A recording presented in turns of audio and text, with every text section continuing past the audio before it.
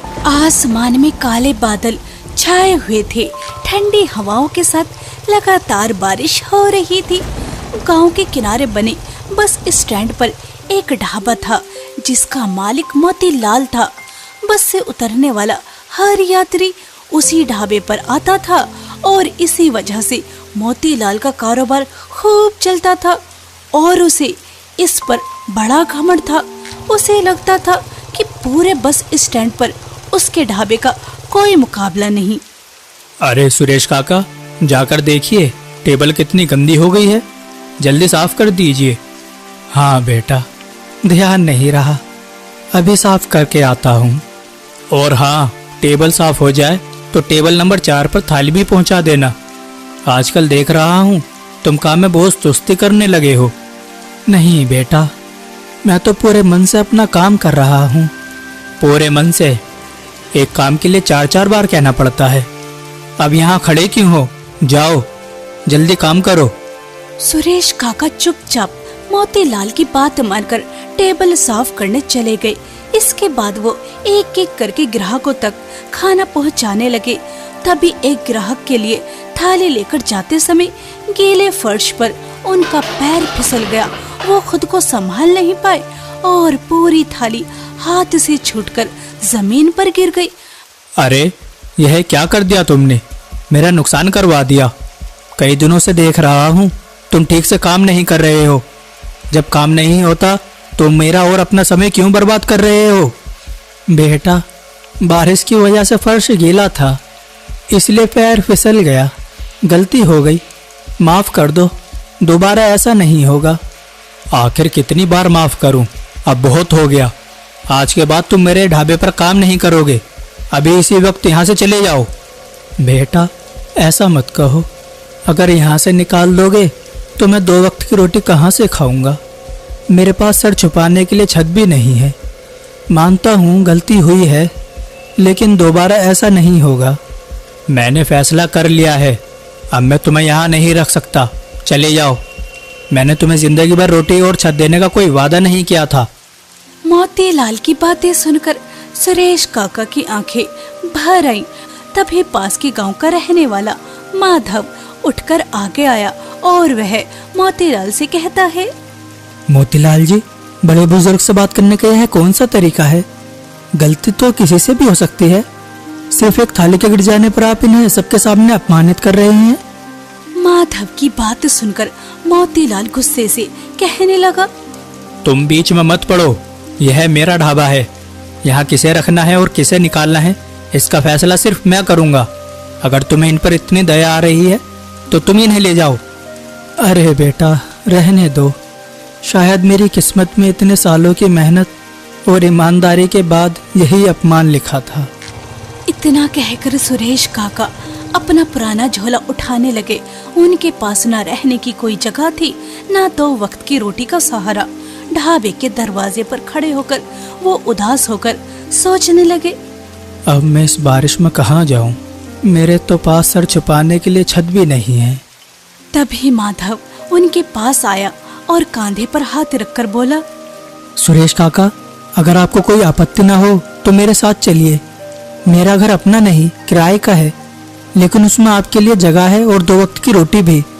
आज से खुद को अकेला मत समझिए। यह बेटा आपके साथ है। बेटा, तुम्हारा दिल बहुत बड़ा है। पहले मेरे लिए मोतीलाल के सामने खड़े हो गए और अब अपने घर ले जाने की बात कर रहे हो। तुम्हारा बहुत बहुत धन्यवाद। लेकिन तुम मेरा बोझ कब तक उठाओगे? काका, आप मेरे पिता समान हैं और कोई बेटा अपने पिता को इस तरह बारिश में अकेला नहीं छोड़ सकता। आप मेरे लिए बोझ नहीं है। मैं इतने कमा लेता हूँ कि हम तीनों का पेट भर सके। चलिए, वरना बारिश और तेज हो जाएगी। माधव की बातें सुनकर सुरेश काका के चेहरे पर हल्की मुस्कान आ जाती है। दोनों गांव की ओर चल पड़े। पूरे रास्ते सुरेश काका चुप रहे। उन्हें अभी भी यकीन नहीं हो रहा था कि एक अनजान इंसान उनके लिए इतना बड़ा सहारा बन गया। कुछ देर बाद दोनों माधव के घर पहुँचे। दरवाजा माधव की पत्नी आरती ने खोला। माधव जी, यह कौन है? ये सुरेश काका हैं। आज से ये हमारे साथ ही रहेंगे। माधव सारी बात आरती को बताता है। यह तो आपने बहुत अच्छा किया जो आप इन्हें अपने साथ ले आए। सुरेश काका, आप खुद को अकेला मत समझिए, हम दोनों आपके साथ हैं। हाँ, क्यों नहीं। अब जब बेटा और बहू मिल गए हैं तो मैं अकेला कहाँ हूँ। आज से तुम दोनों ही मेरी पूरी दुनिया हो। आरती भी सुरेश काका से मिलकर बहुत खुश होती है। फिर आरती चूल्हा जलाकर खाना बनाती है। तीनों साथ बैठकर खाना खाते हैं। सुरेश काका की आंखों में बरसों बाद सुकून और अपनापन साफ दिखाई दे रहा था। अगली सुबह माधव काम पर जाने लगता है। तभी आरती उसे रोककर कहती है, सुनिए जी, आपको पगार कम मिलेगी। मकान मालिक कल से कई बार घर आ चुका है। और हाँ, शाम को आते समय राशन भी लेते आइए। हम तो जैसे तैसे गुजारा कर रहे थे, लेकिन अब सुरेश काका भी हैं, उन्हें रूखा सूखा खाना तो नहीं खिला सकते। आरती, जरा धीरे बोलो। अगर काका ने सुन लिया तो उन्हें लगेगा कि वे हम पर बोझ हैं, और मैं ऐसा बिल्कुल नहीं चाहता। तुम चिंता मत करो, मैं राशन भी ले आऊंगा और मकान मालिक से भी बात कर लूंगा। इतना कहकर माधव काम के लिए निकल जाता है, लेकिन फैक्ट्री पहुंचते ही उसके कदम रुक जाते हैं। आज पहली बार फैक्ट्री का गेट बंद था। तभी उसकी नजर अपने साथी मोहन पर पड़ती है। अरे मोहन भाई, फैक्ट्री क्यों बंद है? आज से पहले तो ऐसा कभी नहीं हुआ। अरे माधव भाई, तुम्हें नहीं पता, फैक्ट्री कुछ महीने के लिए बंद कर दी गई है। मैं भी अब नया काम ढूंढने जा रहा हूँ। लेकिन पिछले 2 महीने की हमारी रुकी हुई पगार कौन देगा? मुझे तो उम्मीद थी कि आज मिल जाएगी। उसी के भरोसे मैंने मकान मालिक को भी रोक रखा था। अब घर का खर्च कैसे चलेगा? माधव भाई, तुम्हारी तरह हम सब भी परेशान हैं। एक ही पल में माधव के सामने अंधेरा छा जाता है। पूरा दिन वो काम की तलाश में इधर उधर भटकता रहा, लेकिन उसे सब जगह से निराशा ही मिली। आखिरकार शाम को मायूस होकर घर लौटा। घर पहुंचते ही उसने देखा कि मकान मालिक दरवाजे पर उसका इंतजार कर रहा था। आओ माधव, मैं तुम्हारा ही इंतजार कर रहा था। चलो अब जल्दी से मेरा किराया दे दो। मकान मालिक की बातें सुनकर माधव चुपचाप खड़ा रहा। उसके पास कोई जवाब नहीं था। जब मकान मालिक ने दोबारा किराया मांगा, तब माधव ने शांत स्वर में कहा, मकान मालिक जी, मुझे भी पगार नहीं मिली। जिस फैक्ट्री में मैं काम करता था वह अचानक बंद हो गई है। जैसे ही कोई नया काम मिलेगा और पहली तनख्वाह मिलेगी, मैं सबसे पहले आपका किराया चुका दूंगा। अरे माधव, तुम्हारे बहाने ही खत्म नहीं होते। कभी कहते हो पगार नहीं मिली, अब कह रहे हो फैक्ट्री बंद हो गई। मुझे तुम्हारी मजबूरी से कोई मतलब नहीं, मुझे बस समय पर किराया चाहिए। ऐसा मत कहिए मालिक, मुझ पर थोड़ा भरोसा रखिए। काम मिलते ही मैं आपका एक एक पैसा चुका दूंगा। इतने सालों से यहाँ रह रहे हो, इसलिए आखिरी बार थोड़ा समय दे देता हूँ। इसके बाद कोई उम्मीद मत रखना। इतना कहकर मकान मालिक वहां से चला गया।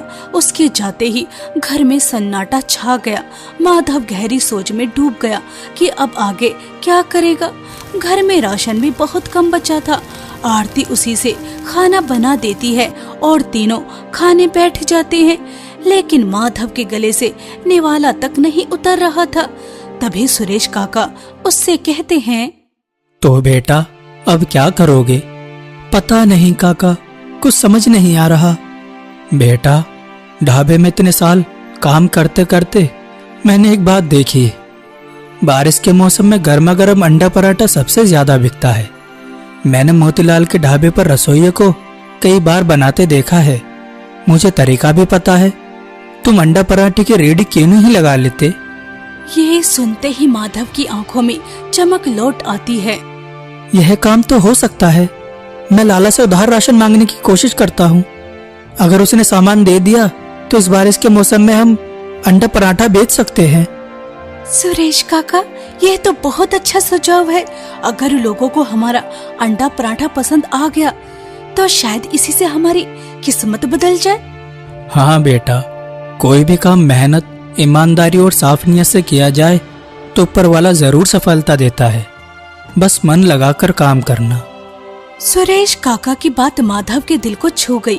अगली सुबह वो उधार राशन लेने लाला की दुकान के लिए निकल पड़ा। आसमान में काले बादल छाए हुए थे और हल्की हल्की बारिश लगातार हो रही थी। कुछ देर बाद वो लाला की दुकान पर जा पहुंचा। नमस्ते लाला भैया, मुझे आपसे एक मदद चाहिए। नमस्ते नमस्ते, कहो कैसी मदद चाहिए? लाला भैया, जहाँ मैं काम करता था वह फैक्ट्री अचानक बंद हो गई। अब मैंने अपना काम शुरू करने का फैसला किया है। मैं बस अड्डे पर अंडा पराठा की रेहड़ी लगाऊंगा। क्या पता बारिश के मौसम में यही काम मेरी किस्मत बदल दे। और अगर यहाँ भी किस्मत ने साथ नहीं दिया, लोगों ने अंडा पराठा पसंद नहीं किया, तो मेरे राशन के पैसे कैसे लौटाओगे? लाला भैया, बस एक बार मुझ पर भरोसा कर लीजिए, मुझे उधार राशन दे दीजिए, मैं जल्दी आपके पैसे लौटा दूंगा। ठीक है, राशन दे देता हूँ, लेकिन ज्यादा दिनों के लिए उधार नहीं चलेगा। बताओ क्या क्या चाहिए? ये सुनते ही माधव के चेहरे पर मुस्कान आ जाती है। वो उससे अंडे, आटा, तेल और मसाले ले लेता है।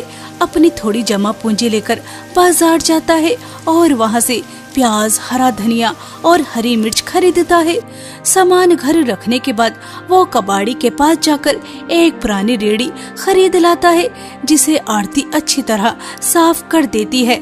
उधर सुरेश काका माधव को अंडा पराठा बनाने की पूरी विधि अच्छे से समझाते हैं और माधव उनकी हर बात बड़े ध्यान से सुनता है।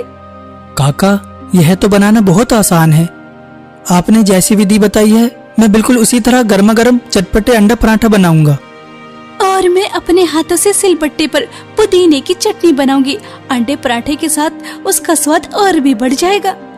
आरती ताजा पुदीने की चटनी तैयार करती है और माधव सुरेश काका की बताई हर बात अपने मन में अच्छी तरह बिठा लेता है। सारी तैयारियां पूरी हो जाने के बाद वो अपनी रेहड़ी को अच्छे से सजाता है। अंडों की करेट, मसाले, गुंथा हुआ आटा, बढ़िया तेल और आरती की बनाई पुदीने की चटनी और नई उम्मीद के साथ वो रेहड़ी को धकेलता हुआ बस स्टैंड पहुंच जाता है। काफी समय बीत जाने के बाद भी कोई ग्राहक उसके पास नहीं आता। काका देखिए, सब मेरी रेहड़ी की तरफ देख तो रहे हैं, लेकिन कोई भी अंडा पराठा खरीद नहीं रहा। अरे माधव, धैर्य रखो, यात्रियों की नजर तुम्हारी रेहड़ी पर पड़ रही है, यही बड़ी बात है। एक दिन ग्राहक भी जरूर आएंगे। हल्की हल्की बारिश हो रही थी। बस से उतरने वाले यात्री माधव की रेहड़ी को देखते जरूर थे, लेकिन अंडा पराठा खाने के बजाय सीधे मोतीलाल के ढाबे पर चले जाते।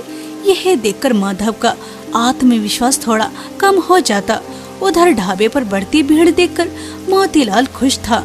तभी उसकी नजर बस स्टैंड के किनारे खड़ी माधव की रेहड़ी पर जाती है। अरे, यहाँ बस स्टैंड पर अंडा पराठे की रेहड़ी किसने लगा ली? आखिर इतनी हिम्मत किसकी जो मोतीलाल का मुकाबला करेगा? दूर से उसे साफ दिखाई नहीं दे रहा था।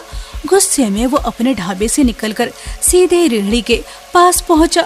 वहां सुरेश काका को देखकर वो चौंक जाता है और फिर वह उनसे कहता है, अरे वाह सुरेश काका, जिस आदमी को मैंने अपने ढाबे से निकाला था उसने तो बड़ी जल्दी नया ठिकाना ढूंढ लिया। अब मेरे सामने ही मेरे ढाबे का मुकाबला करने की तैयारी हो रही है। मोतीलाल, हम किसी से मुकाबला करने नहीं आए हैं, बस मेहनत करके 2 वक्त की रोटी कमाना चाहते हैं। तुम्हारा बड़ा ढाबा है और हमारी छोटी सी रेहड़ी, दोनों का क्या मुकाबला? हाँ, ठीक कहा, मेरा और तुम्हारा कोई मुकाबला नहीं। लगाओ रेहड़ी, लेकिन याद रखना, ढाबा चलाना और बस स्टैंड पर रेहड़ी लगाना बच्चों का खेल नहीं है। 2-4 दिन में जब एक भी ग्राहक नहीं मिलेगा, तब सारी अकड़ अपने आप ही निकल जाएगी। इतना कहकर वो गुस्से में वापस अपने ढाबे पर चला गया। सुरेश काका ने माधव के कांधे पर हाथ रखा और उसे हिम्मत देते हुए कहते हैं, बेटा, ऐसे लोगों की बात पर ध्यान मत देना, तुम बस ईमानदारी से अपना काम करना, बाकी सब ऊपर वाला देख लेगा। माधव मुस्कुराया, तवा गरम किया और उम्मीद भरी निगाहों से आने जाने वालों को देखने लगा, लेकिन काफी देर तक कोई ग्राहक नहीं आया। उसके चेहरे की उम्मीद धीरे धीरे चिंता में बदलने लगी। लगता है आज कोई भी ग्राहक नहीं आएगा। तभी एक बस आकर रुकी। उसमें से एक आदमी उतरा। उसने पहले मोतीलाल के ढाबे की ओर देखा, फिर माधव की रेहड़ी पर नजर पड़ी और वो मन ही मन सोचने लगा, बहुत तेज भूख लगी है, ढाबे पर बैठकर खाऊंगा तो जेब में इतने पैसे नहीं हैं। चलो रेहड़ी पर ही अंडा पराठा खा लेता हूँ। बस से उतरे एक आदमी की जेब में ढाबे पर बैठकर खाना खाने के पैसे नहीं थे, इसलिए वो सीधे माधव की रेहड़ी पर आ गया। ग्राहक को अपनी ओर आते देख माधव की आंखों में उम्मीद की चमक आ गई। आइए बताइए कितने अंडे पराठे दूं? एक अंडा पराठा कितने का है भाई? मात्र 20 रुपए का है। अच्छा तो जल्दी से 2 अंडा पराठा लगा दो। जी अभी बना कर देता हूँ। माधव ने सुरेश काका की बताई विधि से ताजा अंडा फोड़कर गर्मा गर्म पराठे बनाए और पुदीने की चटनी के साथ ग्राहक को परोस दिए। जैसे ही ग्राहक ने एक निवाला खाया तो उसकी आंखें चमक उठी और वह मुस्कुराकर बोला, भाई स्वाद तो बहुत बढ़िया है। बारिश में ऐसा गर्मा गर्म अंडा पराठा मिल जाए तो मजा ही आ जाता है। पहले ही ग्राहक की तारीफ सुनकर माधव ने ऊपर वाले का धन्यवाद किया। उसकी पहली कमाई ने उसके मन में नई उम्मीद जगा दी। माधव की खुशी देखकर सुरेश काका कहते हैं, माधव आज एक ग्राहक आया है, कल और भी आएंगे, कभी हिम्मत मत हारना। ठीक कहा सुरेश काका, मैं हिम्मत नहीं हारूंगा और इस बारिश के मौसम में लोगों को स्वादिष्ट अंडा पराठा खिलाने की पूरी कोशिश करूंगा। माधव ने ठान लिया कि चाहे कितनी भी मुश्किल आए वो हार नहीं मानेगा। शाम ढलते ही वो सुरेश काका के साथ रेहड़ी लेकर घर लौटा और पहले ग्राहक की बात आरती को बताई। यह सुनकर आरती भी खुश हो जाती है। देखते ही देखते रात बीत गई। अगली सुबह माधव फिर नई उम्मीद के साथ सुरेश काका के साथ बस स्टैंड पहुंचा। आज भी हल्की हल्की बारिश हो रही थी। तभी एक बस आकर रुकी। उसमें से 2 यात्री उतरकर सीधे माधव की रेहड़ी पर पहुंच गए। यह देखकर दूसरी ओर खड़ा मोतीलाल मन ही मन सोचने लगा, 2 ग्राहक आ गए तो क्या हुआ, इससे मेरा कुछ नहीं बिगड़ने वाला। इसी तरह समय बीत रहा था। माधव के पास कभी एक ग्राहक आ जाता तो कभी 2 ग्राहक और कभी वो ग्राहकों का इंतजार ही करता रह जाता। आज भी बारिश लगातार हो रही थी। माधव ने पूरे मन से रेहड़ी सजाई और ग्राहकों का इंतजार करने लगा, लेकिन आज भी उसकी किस्मत ने साथ नहीं दिया। सुरेश काका सुबह से शाम हो गई लेकिन एक भी ग्राहक नहीं आया। मकान मालिक को दिया समय भी खत्म होने वाला है और लाला भी अब उधार राशन नहीं देगा जब तक पुराना हिसाब नहीं चुका देता। बेटा मेहनत का फल कभी एक दिन में नहीं मिलता, धैर्य रखने वाला ही मंजिल तक पहुंचता है। सुरेश काका की बातें सुनकर माधव को थोड़ी हिम्मत मिलती है। तभी वहाँ मोतीलाल आया। दोनों को उदास देखकर वह कहता है, मैंने तो पहले ही कहा था, मोतीलाल के सामने आज तक कोई नहीं टिक पाया। 1-2 ग्राहक क्या आ गए, तुम्हें तो लगा किस्मत बदल जाएगी। अभी भी समय है, यह रेहड़ी समेटो और कोई दूसरा काम धंधा ढूंढ लो। मोतीलाल अपने ढाबे पर इतना घमंड मत करो, घमंड ज्यादा दिन नहीं टिकता, जब टूटता है तो इंसान को कहीं का नहीं छोड़ता। मोतीलाल मुस्कुराता हुआ वहाँ से चला जाता है। एक दिन की बात है, माधव और सुरेश काका रोज की तरह अपनी रेहड़ी लेकर बस स्टैंड पहुँच गए। तवे पर आंच जल रही थी और गर्मा गर्म अंडा पराठा बनाने की पूरी तैयारी थी। कुछ देर तक कोई ग्राहक नहीं आया। तभी एक बस आकर रुकी। उसमें से 2 यात्री उतरे। जैसे ही उनकी नजर सुरेश काका पर जाती है, दोनों चौंक गए। अरे सुरेश काका, आप यहाँ? सुरेश काका ने उन्हें पूरी बात बता दी। यह सुनकर दोनों को बहुत दुख हुआ। क्या मोतीलाल ने आपके साथ ऐसा किया? आपने तो बरसों तक उसके ढाबे में ईमानदारी से काम किया था। सुरेश काका, बस में जितने भी यात्री हैं सबके लिए अंडा पराठा बनाइए। आज सभी लोग नाश्ता यहीं करेंगे। कमलेश की बातें सुनकर माधव के चेहरे पर मुस्कान आ जाती है और जो बस से उतरे यात्री मोतीलाल के ढाबे पर जा रहे थे, कमलेश उन्हें रोककर कहता है, अरे वहाँ जाने की क्या जरूरत है, मोतीलाल के अंडा पराठा महंगे हैं और बात करने का तरीका भी ठीक नहीं है। एक बार यहाँ अंडा पराठा खाकर देखिए, सस्ते भी हैं और स्वादिष्ट भी। कमलेश की बातें सुनकर सभी यात्री माधव की रेहड़ी पर आ जाते हैं। माधव और सुरेश काका मिलकर सबको गर्मा गर्म अंडा पराठा खिलाते हैं। सभी ग्राहकों को स्वाद इतना पसंद आता है कि सभी माधव की अंडा पराठे की तारीफ कर रहे थे। वहीं दूसरी तरफ मोतीलाल माधव की रेहड़ी पर भीड़ लगी हुई देखकर चौंक जाता है। मुझे लगा था एक दो दिन में भाग जाएंगे, लेकिन यह तो मेरे लिए मुसीबत बन गए हैं। यह सब सुरेश काका की वजह से हुआ है। समझ आ गया मुझे क्या करना है। कुछ ही घंटों में सारी सामग्री खत्म हो जाती है और उस दिन माधव की अच्छी कमाई होती है। अगले कई दिनों तक भी यही होता रहा। बारिश के मौसम में यात्री अब मोतीलाल के ढाबे की बजाय माधव की रेहड़ी पर आने लगे। एक दिन माधव किसी काम से बाहर गया हुआ था और सुरेश काका अकेले ही रेहड़ी संभाल रहे थे। तभी वहाँ मोतीलाल आता है। सुरेश काका, मैं आपको पहले से ज्यादा पगार और रहने के लिए अच्छा घर दूंगा। बस माधव का साथ छोड़कर मेरे ढाबे पर वापस आ जाइए। जब तुमने सबके सामने मेरा अपमान करके मुझे ढाबे से निकाला था, तब मेरे पास कोई सहारा नहीं था। उस समय माधव ने मेरा हाथ थामा। वह मेरा बेटा है और एक पिता कभी अपने बेटे का साथ नहीं छोड़ता। इसलिए तुम यहाँ से चले जाओ। सुरेश काका की बात सुनकर मोतीलाल गुस्से से वहाँ से चला गया। उसे समझ आ गया कि सुरेश काका को पैसों का लालच नहीं दिया जा सकता। समय बीतता गया। माधव का अंडे पराठे का काम खूब चलने लगा। उसने लाला का पूरा उधार और मकान मालिक का किराया भी चुका दिया। इसी तरह माधव की रेहड़ी खूब चलने लगी। एक दिन माधव सुरेश काका से कहता है, सुरेश काका, यह सब कुछ आपकी वजह से मुमकिन हो पाया है। आपने ही मुझे हौसला दिया अंडा पराठा बनाने का, और आज आपकी ही वजह से ग्राहक मुझे पहचानते हैं। बेटा, मैं तो बस एक जरिया बना हूँ। यह सब तो तुम्हारी मेहनत और ईमानदारी का फल है। अब तो बस मेरी एक छोटी सी इच्छा है, तुम्हारा यहाँ बस स्टैंड पर एक छोटा सा ढाबा हो। काका, अगर इसी तरह ग्राहक आते रहे तो वह दिन भी दूर नहीं। सुरेश काका और माधव दोनों बहुत खुश थे।